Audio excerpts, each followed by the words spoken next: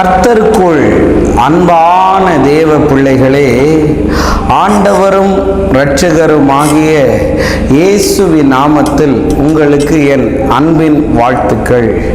நீங்கள் எல்லாரும் நல்லா இருப்பீங்கன்னு நான் நம்புகிறேன். இந்த நல்ல நாளிலேயும் 2 தீமோத்தேயு 1 அதிகாரம் அதனுடைய 7வது வசனத்தை வாசிக்கிறேன். தேவன் நமக்கு பயமுள்ள ஆவியை கொடாமல் பலமும் அன்பும் தெளிந்த புத்தியும் உள்ள ஆவியை கொடுத்திருக்கிறார் என்று எழுதியிருக்கிறத பார்க்க முடியும். இன்னைக்கு மெசேஜோடைய தலைப்பு என்ன தெரியுமா? பயம் அல்ல, பலத்தின் ஆவி வேண்டும் என்று பேச விரும்புகிறேன். இந்த செய்தியை நான் எடுத்து கொண்டிருந்த போது பரிசுத்த ஆவியானவர் எனக்கு அநேகரை காண்பித்தார். அநேக காரியங்களிலே பயந்து கொண்டிருக்கிறீங்க. அந்த பயத்துக்காக ஆண்டவர் இன்னைக்கு சொல்லுகிறார், நீ பயப்பட வேண்டாம், உன்னை பலப்படுத்துகிற ஆண்டவர் உனக்கு பலத்தின் ஆவியை தருவேன் என்று சொல்லுகிறார். இன்னைக்கு எனக்கு இப்படி ஆயிருமோ, எனக்கு அப்படி ஆயிருமோன்னு பயந்து கொண்டு இருக்கிறையா? நான் செத்து போயிடுவனான்னு எனக்கு ஒரு மரண பயத்தில் இருக்கிறையா? இல்லாட்டி என் குடும்பத்தில் ஏதாவது அசம்பாவிதம் நடந்துருமோன்னு பயந்து கொண்டு இருக்கிறையா? சில கனவுகள் உன்னை பயப்பட வைத்திருக்கலாம். சில விதமான மனிதர்களுடைய வார்த்தைகள் உன்னை பயப்பட வைத்திருக்கலாம். சில சூழ்நிலைகள் உன்னை பயப்பட வைத்து கொண்டிருக்கலாம்.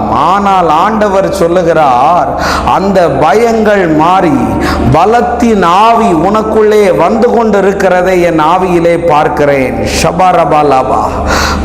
இன்னைக்கு எக்ஸாமை குறித்து நிறைய பேருக்கு பயம். என்கிட்ட நிறைய பேர் சொன்னாங்க. ஒரு பாப்பா சொன்னா, ஆனால் ஒரு பொண்ணு 1200 மார்க்குக்கு 1198 மார்க் எடுத்துச்சுன்னா, அந்த பொண்ணு அந்த 2 மார்க்கை மிஸ் பண்ணிட்டேன்னு சூசைட் பண்ணிக்கிட்டாலாம். இப்போ இந்த வாலிப தங்கச்சி என்கிட்ட சொன்னா, எனக்கு 2 மார்க்கு தானே நானே எடுத்தேன் அந்த சப்ஜெக்டில், அப்போ நான் டெய்லி சூசைட் பண்ணணுமான்னு. இன்னைக்கு எக்ஸாமில் தோத்துருவனோன்னு ஒரு பயம், இல்லாட்டி வேலையில் நல்லா செய்ய முடியுமோன்னு ஒரு பயம், என் குடும்ப வாழ்க்கையை நல்லா நடத்த முடியுமோன்னு ஒரு பயம். எப்பொழுதெல்லாம் உங்களுக்கு பயம் வருகிறதோ அப்பொழுதெல்லாம் இயேசுவை நம்புங்கள். ஒரு பலன் உங்களை ஆட்கொண்டதை உங்களால் உணர முடியும். 1 யோவான் 4வது அதிகாரம் அதனுடைய 18வது வசனம் இப்படி சொல்லுகிறது, அன்பிலே பயம் இல்லை, பூரண அன்பு பயத்தை புறமை தள்ளும், பயமானது வேதனை உள்ளது, பயப்படுகிறவன் அன்பில் பூரணப்பட்டவன் அல்ல என்று எழுதியிருக்கிறது. பயமானது வேதனை உள்ளதா? இன்னைக்கு உன் வேதனைக்கு காரணம் என்ன தெரியுமா? பயம். இன்னைக்கு ஒவ்வொரு நாளும் செத்து பொழைக்கிறேன்னு சொல்றியா?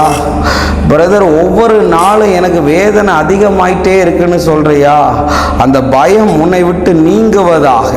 இரவு நேரத்தில் தூங்க போகும்போது ஒரு பயம், காலையில் எழும்பும் போது ஒரு பயம், வீட்டுக்குள்ள தனியாக இருக்கும்போது ஒரு பயம். பயந்து இருக்கிறாய், வேதனையோடு இருக்கிறாய். உன்னுடைய சூழ்நிலைகள் இயேசுவின் நாமத்தினால மாறி உன்னை பலப்படுத்துகிற ஆவியானவர் தெளிந்த புத்தியை தந்து உன்னை ஆசீர்வதிப்பாராக. நம்ம ஜெபிப்போமா? அன்பான நல்ல ஆண்டவரே, இந்த நேரத்துக்காக உமக்கு நன்றி சொல்லுகிறேன். எல்லா பயத்தின் ஆவிகளும் இயேசுவின் நாமத்தினால விலகி போவதாக. இந்த பிள்ளைகளை கர்த்தர் ஆசீர்வதித்து உயர்த்தும்படி ஜெபிக்கிறேன். இயேசுவின் நாமத்தில் வேண்டுகிறேன் நல்ல பிதாவே. ஆமென், ஆமென், ஆமென். God bless you. கர்த்தர் உங்களை ஆசீர்வதிப்பார்.